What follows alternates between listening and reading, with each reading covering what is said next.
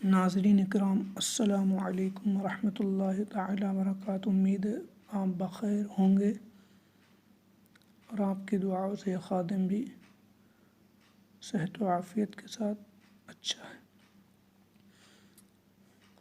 آج ہم اس ویڈیو میں بات کریں گے مرد و عورت کے نماز پڑھنے کا مکمل طریقہ، یعنی مرد کے نماز کا تو ایک خاص طریقہ ہے، لیکن کچھ چیزیں عورت اور مرد کے درمیان تفریق نماز پڑھنے میں ہو جاتی ہے، اسے ہم بتائیں گے۔ بعض عوام اہل سنت اور بعض ہماری عورتیں خواتین نماز تو پابندی کے ساتھ پڑھتے ہیں، لیکن بہت ایسے احکام ہیں، بہت ایسی چیزیں ہیں جنہیں وہ نہیں جان پاتی کہ نماز کن چیزوں سے مکروہ ہوتی ہے، کن چیزوں سے فاسد ہوتی ہے، اور کن چیزوں کو اچھی طرح ادا کریں گے تو ثواب زیادہ ہوگا، کیا چیز واجب ہے، کیا مکروہ ہے، کیا سنت ہے، کیا مستحب ہے، بہت ایسی ساری باتیں۔ لیکن عورتیں نہ تو کہیں معلوم کرتی ہیں، نہ اپنے شوہروں سے معلوم کرواتی ہیں، نہ مرد ویسے ہوتے ہیں کہ انہیں توفیق ہی نہیں ہوتی نماز پڑھنے کی، تو کیسے معلوم کریں گے؟ اس بنا پر ہم آپ تک یہ ویڈیو بنا رہے ہیں تاکہ ہم اس ویڈیو کو سن کر فائدہ حاصل کریں اور نماز پڑھنے کا اچھی طرح طریقہ اور ڈھنگ سیکھیں۔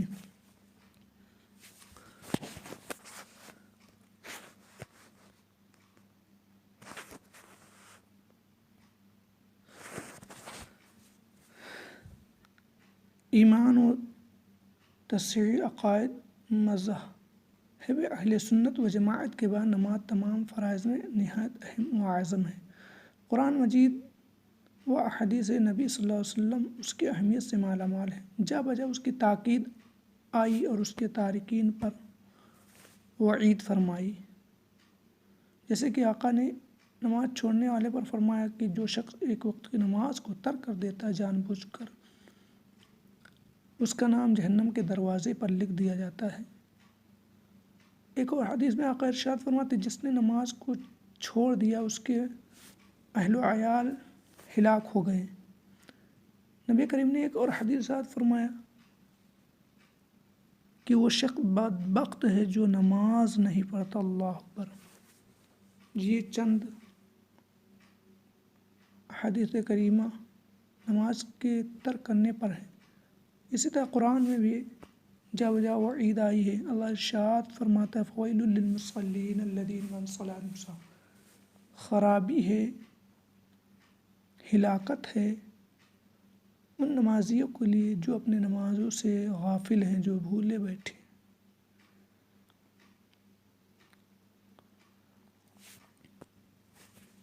مسلمان اپنے رب تعالی اور پیارے نبی صلی اللہ علیہ وسلم کے ارشادات پر عمل کرے۔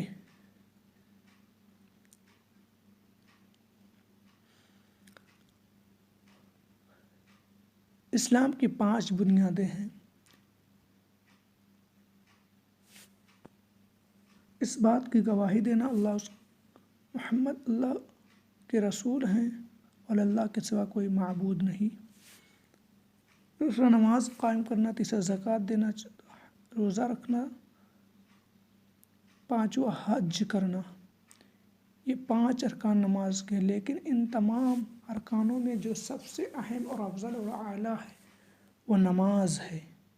نماز قربت الہی ہے، نماز رضا الہی ہے، نماز کے ذریعے سے انسان اللہ کا قرب حاصل کر لیتا ہے، نماز کے ذریعے سے انسان اللہ کا خاص اور برگزیدہ بندہ بن جاتا ہے۔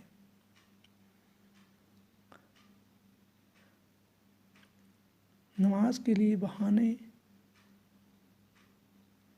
آپ نہ کیا کریں، نماز پڑھیں، نماز پڑھنے کی عادی ہو جائیں، خود بھی نماز پڑھیں، اپنے اہل و عیال کو بھی نماز کا حکم دے، اپنے بچوں کو نماز کا حکم دے، ورنہ کل قیامت کے دن آپ سے پرسش ہوگی، آپ سے پوچھ تاچھ ہوگا۔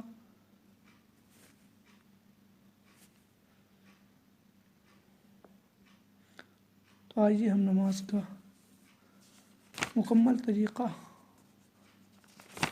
بتانے جا رہے ہیں۔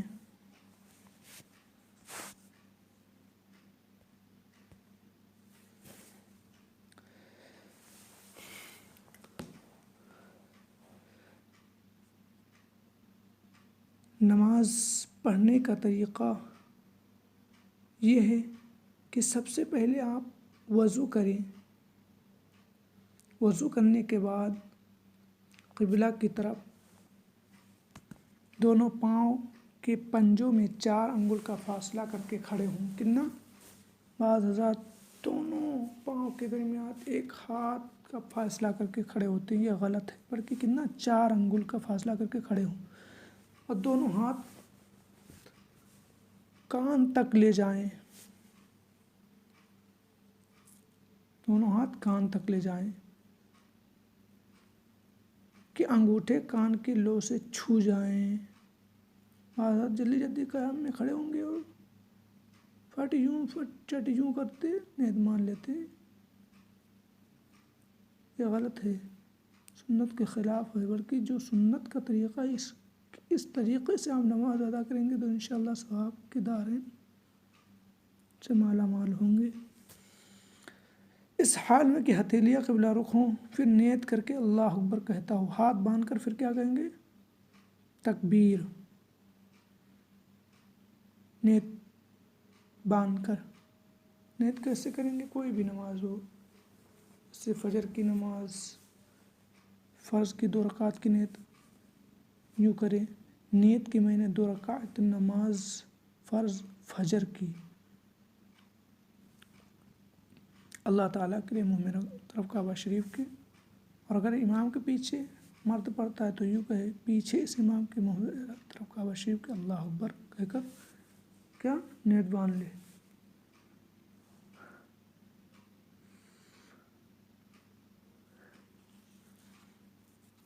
ہاتھ نیچے لا کر ناپ کے نیچے باندھ لے اور ثنا پڑھے۔ لیکن عورت، چلو یہیں پر کچھ عورت کے بارے میں ذکر کر دیتے ہیں کہ عورت کیا کرے گی۔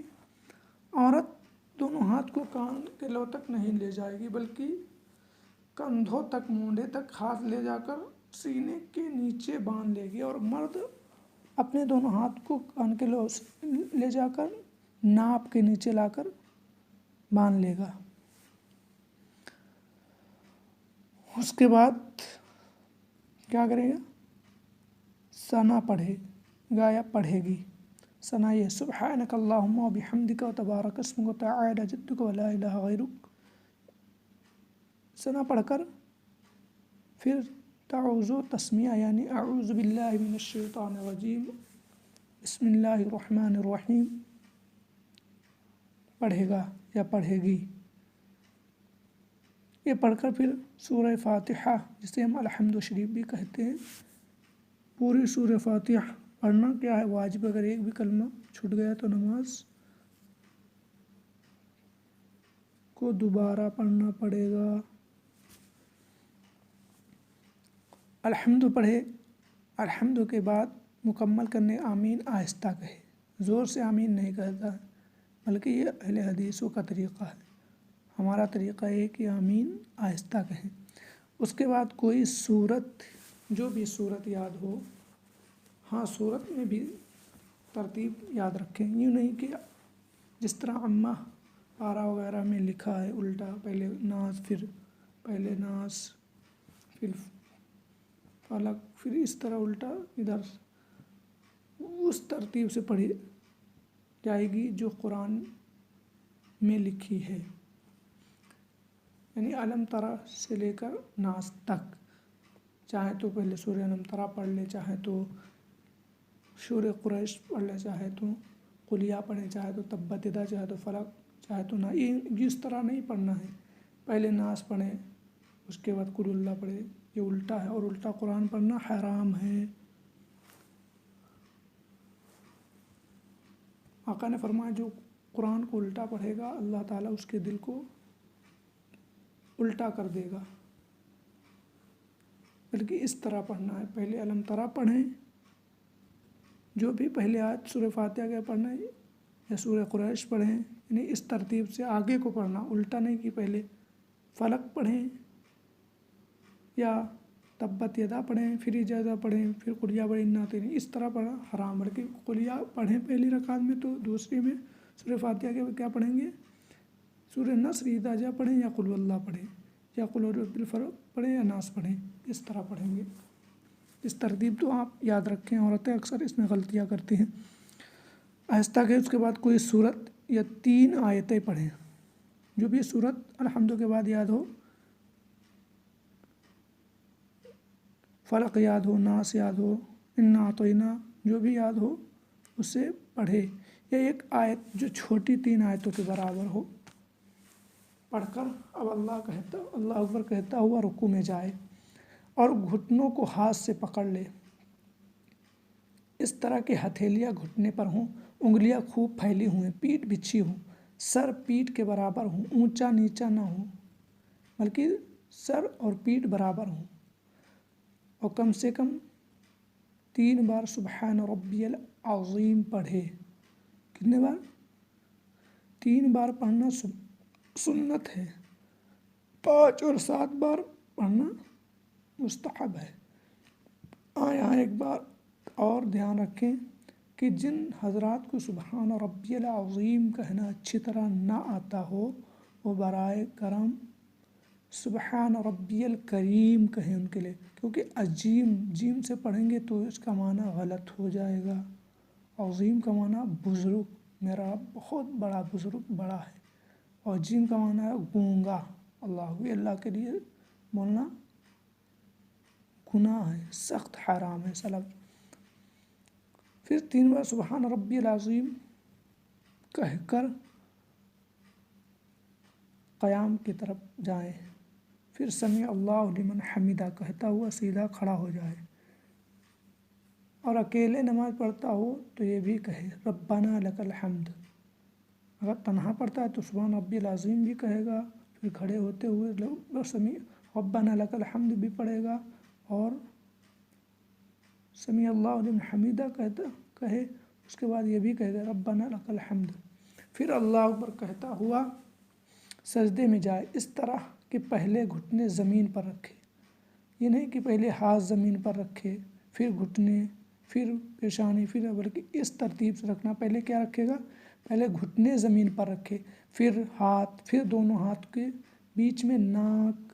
یہ نہیں کہ پہلے پیشانی بلکہ کیا رکھنا ہے؟ پہلے ناک پھر پیشانی رکھے، اس طرح کہ پیشانی اور ناک کی ہڈی زمین پر جم جائے. حضرت اس طرح سجدہ کرتے ہیں کہ ناک سے زمین سے لگی رہتی، بلکہ حکم یہ ہے کہ ناک کی جو نرم ہڈی ہے وہ خوب دب جائے. اگر دبی نہیں اور صرف ناک زمین سے ٹچ ہو گئے، اس طرح سجدہ کیا تو اس کی نماز نہیں ہوگی، اسے دوبارہ نماز کا اعادہ کرنا پڑے گا. اور بازو کو کروٹوں،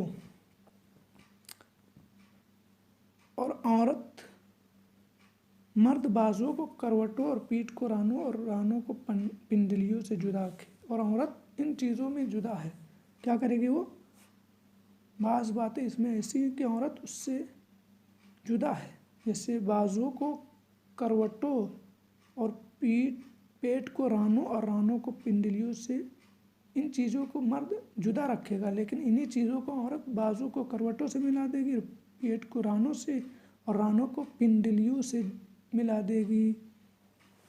یہ حکم ہے. اور دونوں پاؤں کی سب انگلیوں کے پیٹ قبلہ روح جمے ہوں. بعضرات تشہد میں بیٹھتے ہیں تو داہنے پیر کی انگلی باہر کو نکال دیتے ہیں، بلکہ یوں نہیں، بلکہ قبلہ روح تمام انگلیاں ہوں، اور ہتھیلی بچھی ہوں، انگلیاں قبلہ کو ہوں، اور کم سے کم 3 بار سبحان ربی الاعلیٰ سجدے میں کہے. پھر سر اٹھائے، پھر ہاتھ اور داہنا قدم. کیا پہلے اٹھائے؟ پہلے سر اٹھائے پھر ہاتھ پھر داہنا قدم. بعض حضرات اس کے برعکس کر دیتے ہیں.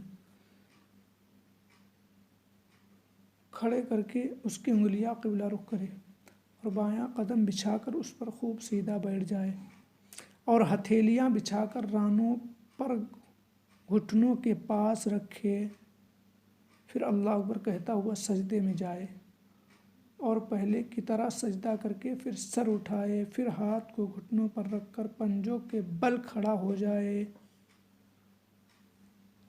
اب صرف بسم اللہ الرحمن الرحیم پڑھ کر قرات شروع کرے، تلاوت شروع کرے، قرآن پڑھے، پھر پہلے کی طرح رکوع سجدہ کر کے جیسے پہلے میں جو جو چیزیں کی ہیں، پھر اس کے بعد والی رکعت میں بھی اسی طرح پورے ارکان ادا کرنا ہے۔ پھر بایاں قدم بچھا کر بیٹھ جائے اور تشہد یعنی تحیات پڑھے۔ 2 رکعت پورا ہونے کے بعد جب بیٹھتے ہیں اس کو کہتے ہیں تشہد، جلسہ بھی کہتے ہیں۔ تشہد کا معنی تحیات۔ تحیات پڑھنا کیا ہے؟ واجب۔ اگر اس کو کسی نماز میں نہیں پڑھا تو اس کی نماز واجب ہے۔ واجب کے ترک سے سجدہ سہو کرنا پڑا، سجدہ سہو اور ترکن عمدن واجب کو چھوڑ دینا یہ نماز کو فاسد کر دیتا۔ تشہد یہ ہے التحیات للہ والصلوات والطیبات والسلام علیک ایہا النبی ورحمۃ اللہ وبرکاتہ، السلام علینا وعلی عباد اللہ الصالحین، اشہد ان لا الہ الا اللہ واشہد ان محمدا عبدہ ورسولہ۔ تشہد پڑھتے ہوئے جب کلمہ لا کے قریب پہنچے، کہاں؟ اشہد اللہ، لا کے قریب پہنچے تو داہنے ہاتھ کے بیچ کی انگلیاں اور انگوٹھے کا حلقہ بنائے اور چنگلیاں اس کے پاس والی کو ہتھیلی سے ملا دے اور لفظ لا پر کلمہ کی انگلی اٹھائے۔ اشہد اللہ شہادت کی لا پر اٹھائے اور اللہ پر لا پر اٹھائے، لفظ لا پر کلمہ کی انگلی اٹھائے مگر اس کے ہلائے نہیں اور کلمہ اللہ پر گرا دے اور سب انگلیاں فوراً سیدھا کر لے۔ اب اگر 2 سے زیادہ رکعتیں پڑھنی ہیں تو اٹھ کھڑا ہو، یعنی تشہد پڑھ کر فوراً کھڑا ہو جائے۔ اگر 2 سے زائد پڑھنی ہے، سنت جیسے 4 رکعت پڑھنی ہے تو 2 پر تشہد پڑھنے کا فوراً 2 کے لیے کھڑا ہو جائے، اور اگر 2 ہی رکعت کی پڑھنا ہے جیسے 2 رکعت فجر کی فرض پڑھنی ہے تو 2 ہی رکعت پر کیا تشہد کے بعد درود شریف اور دعائے معصورہ وغیرہ پڑھ کر سلام پھیر دے گی۔ لیکن اگر 2 رکعت اور پڑھنا ہے تو تشہد پڑھ کر فوراً کھڑا ہو جائے گا، پھر کھڑا ہو۔ اسی طرح پڑھے مگر فرضوں کی ان رکعتوں میں الحمد کے ساتھ سورت ملانا ضروری ہے۔ مگر فرضوں کی ان رکعتوں میں الحمد کے ساتھ سورت ملانا ضروری نہیں۔ کون؟ پچھلی جو تشہد کے بعد تحیات کے بعد پڑھ کر کھڑی ہوئی، اس کے بعد 2 رکعتیں پڑھے گی، اس میں صرف الحمد پڑھنا ہے، سورت نہیں ملانا ہے۔ سورت صرف سنتوں میں ملایا جاتا ہے اور فرض میں صرف 2 کے پہلی میں الحمد کے بعد سورت ملایا جائے گا، اس کے بعد صرف سورہ فاتحہ پڑھی جائے گی اور اس کے بعد سورت نہیں ملانا ہے۔ یہ بات خیال رکھے۔ اب پچھلا قاعدہ جس کے بعد نماز ختم کرے گا اس میں تشہد کے بعد درود شریف بھی پڑھے۔ اب 4 رکعت کے بعد جب تشہد میں بیٹھے گی یا بیٹھے گا تو اس میں کیا پڑھے گی؟ تشہد کے بعد درود شریف بھی پڑھے۔ درود شریف وہی جو درود ابراہیم بولتے ہیں وہی ہے، اللہم صلی علی سیدنا محمد وعلی آل سیدنا محمد کما صلیت علی سیدنا ابراہیم وعلی آل سیدنا ابراہیم انک حمید مجید، اللہم بارک علی سیدنا محمد وعلی آل سیدنا محمد کما بارکت علی سیدنا ابراہیم وعلی آل سیدنا ابراہیم انک حمید مجید۔ یہ ہے درود ابراہیم۔ اس کو پڑھ کر پھر دعائے معصورہ پڑھے۔ دعائے معصورہ یہ ہے، اللہم اغفر لی ولوالدی ولمن توالد ولجمیع المؤمنین والمؤمنات والمسلمین والمسلمات الاحیاء منهم والاموات انک مجیب الدعوات برحمتک یا ارحم الراحمین۔ یا اور کوئی جو بھی دعائیں معصورہ یاد ہو اسے پڑھے، یا یہ پڑھ لے اللہم ربنا آتنا فی الدنیا حسنۃ وفی الآخرۃ حسنۃ وقنا عذاب النار۔ پھر یہ پڑھ کر داہنے مونڈے کی طرف سلام پھیرے، پھر بائیں مونڈے کی طرف سلام پھیرے اور داہنے مونڈے کی طرف سلام پھیرتے ہوئے فرشتوں کا ارادہ کرے، اور بائیں مونڈے کی طرف سلام پھیرتے ہوئے جو نمازی بیٹھے ان کا ارادہ۔ اب نماز مکمل ہوئی۔ ایک مسئلہ یہاں پر سماعت فرمائیں جو بہت ضروری ہے، اس پر غور کرنے، خاص کر امام کے لیے۔ امام سلام پھر کر امام دائیں بائیں طرف منہ کر لے، اس لیے کہ سلام کے بعد مقتدیوں کی طرف پیٹ کر کے بیٹھنا مکروہ ہے، بلکہ دائیں یا بائیں پھر جائے۔ سلام کے بعد مقتدیوں کی طرف پیٹ کر کے بیٹھنا یہ مکروہ ہے، اور ہاں مقتدیوں کے لیے تو وہ اپنی جگہ پر سیدھے بیٹھے رہیں، ان کے لیے حکم یہ ہے کہ وہ اپنی جگہ پر بیٹھے ہوں، انہیں دائیں بائیں پھرنے کی ضرورت نہیں، بلکہ ان کے لیے ایسا کریں گے تو ان کے لیے مکروہ ہے۔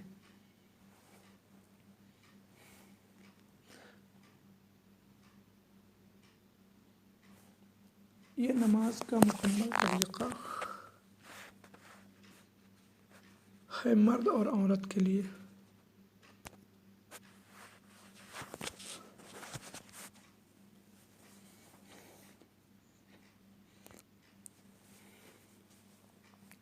کچھ اور باتیں ہم آپ کی بارگاہ میں پیش کرتے ہیں۔ جس طرح بالغ مرد پر نماز فرض ہے، اسی طرح بالغ عورت پر بھی نماز فرض ہے۔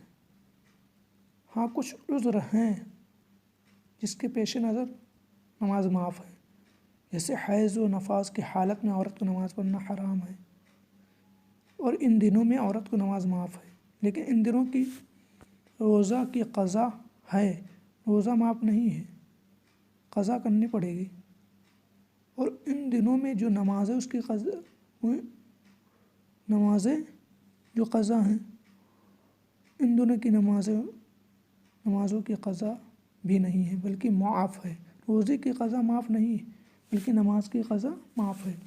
مرد اور عورت کی نماز پڑھنے کا طریقہ میں کچھ فرق سماعت فرمائیں، وہ فرق یہاں پر ہم بیان کر رہے ہیں، ناظرین بغور سماعت فرمائیں۔ تکبیر تحریمہ میں مرد کے لیے حکم ہے کہ اپنی ہتھیلی آستین کے باہر رکھے۔ کہاں رکھے گا؟ باہر رکھے، اپنے دونوں ہاتھ کان تک اٹھائے۔ عورت کے لیے تکبیر تحریمہ میں حکم ہے کہ اپنی ہتھیلی آستین یا چادر کے اندر چھپائے رکھے، بلکہ باہر نہیں، مرد باہر رکھے گا، عورت چادر کے اندر۔ اپنے دونوں ہاتھ سے مونڈوں تک اٹھائے، مرد اپنے کانوں تک لے جائے گا اور عورت اپنے سے کندھوں تک مونڈوں تک اٹھائے۔ قیام میں مرد کے لیے کیا حکم ہے؟ قیام میں ناپ کے نیچے ہاتھ باندھے، مرد کہاں؟ قیام، دائیں ہاتھ کی ہتھیلی بائیں ہاتھ کی ہتھیلی کے جوڑ پر رکھے اور چنگلیاں اور انگوٹھا کلائی کے ارد گرد حلقہ کی شکل میں رکھے، اور بیچ کی انگلیوں کو بائیں ہاتھ کی کلائی کی پشت پر بچھا دے۔ یہ ہے مرد کے لیے حکم قیام کے ہاتھ۔ اور عورت کے لیے حکم یہ ہے کہ چھاتی کے نیچے ہاتھ باندھے۔ کہاں باندھے گی؟ بعض ہوتے سینے پر خاص کر کے نہیں بلکہ سینے کے نیچے، مرد ناپ کے نیچے، عورت سینے کے نیچے۔ بائیں ہاتھ کی ہتھیلی کو پستان کے نیچے رکھ کر اس کی پشت پر دائیں ہاتھ کی ہتھیلی رکھے۔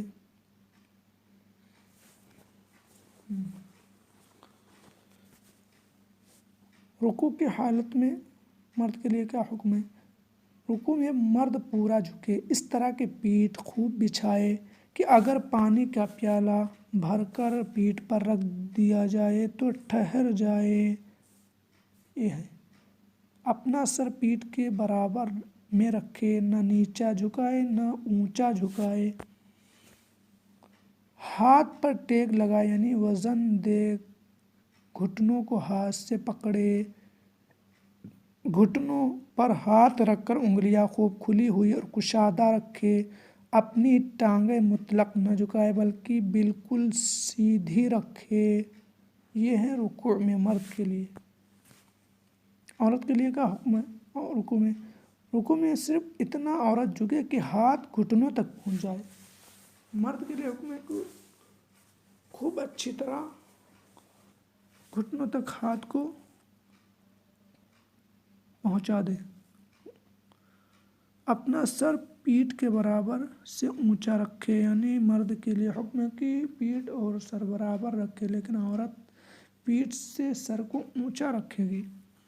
ہاتھ پر ٹیک نہ لگائے، یعنی وزن نہ دے بلکہ ہلکا ہاتھ رکھے۔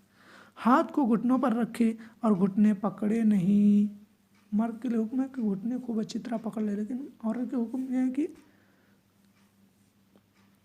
گھٹنے پکڑے نہیں۔ ہاتھ کی انگلیاں کشادہ نہ کرے۔ مرد کے لیے کہ کشادہ رکھے، عورت اپنی انگلیوں کو گھٹنے پر کیا کشادہ نہیں کرے بلکہ ملی ہوئی رکھے۔ اپنی ٹانگیں جھکی ہوئی رکھے، مردوں کی طرح سیدھی نہ کرے۔ مرد اپنے رکوع میں اپنے ٹانگوں کو خوب سیدھی رکھے، عورت اپنے ٹانگوں کو جھکی ہوئی رکھے۔ سجدے میں مرد کے لیے کیا حکم ہے؟ مرد پھیل کر خوب کشادہ ہو کر سجدہ کرے، بازو کو کروٹ سے، پیٹھ کو ران سے اور ران کو پنڈلیوں سے جدا رکھے۔ کلائیاں اور کوہنیاں زمین پر نہ بچھائے بلکہ ہتھیلی زمین پر رکھے۔ مرد کیا کلائیاں اور کوہنیاں زمین پر نہیں بچھائے گا بلکہ کیا ہتھیلی کو زمین پر رکھے گا، اور کلائیاں اور کوہنیاں اٹھائے ہوئے رکھے گا۔ عورت کے لیے سجدے میں کیا حکم ہے؟ عورت سمٹ کر سجدہ کرے، خوب سمٹ کر کرے، بازو کو کروٹوں سے ملا دے، پیٹھ کو رانوں سے ملا دے، ران کو پنڈلیوں سے اور پنڈلیوں کو زمین سے ملا دے، یہ حکم ہے۔ اور کلائیاں اور کوہنیاں زمین پر بچھائے، مرد ان چیزوں کو اٹھائے رہے گا، صرف ہتھیلی کو زمین پر رکھے گا، اور عورت کلائیاں اور کوہنیاں زمین پر بچھائے، یعنی زمین سے خوب لگا دے۔ جلسہ یعنی قاعدہ جسے بولتے ہیں، بیٹھنا۔ اپنا بایاں قدم مرد بچھا کر اس پر بیٹھے اور دایاں قدم اس طرح کھڑا رکھے کہ تمام انگلیاں قبلہ رو ہوں، یعنی بایاں قدم پر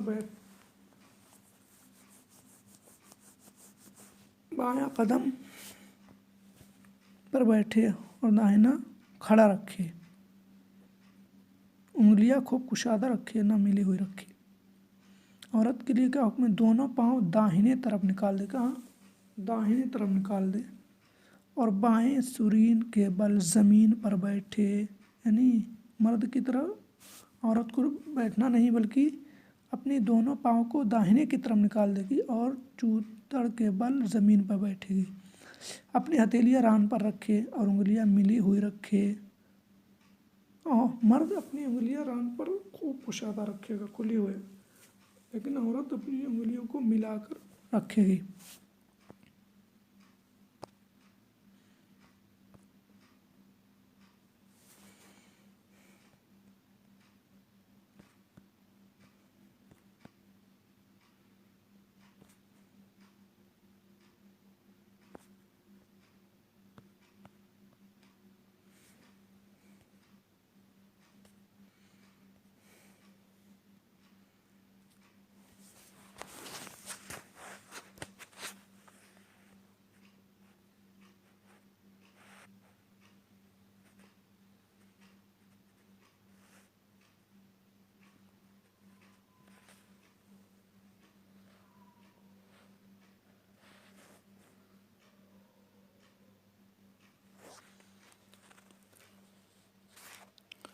یہ ہوا عورت اور مرد کے نماز کے درمیان تفریق۔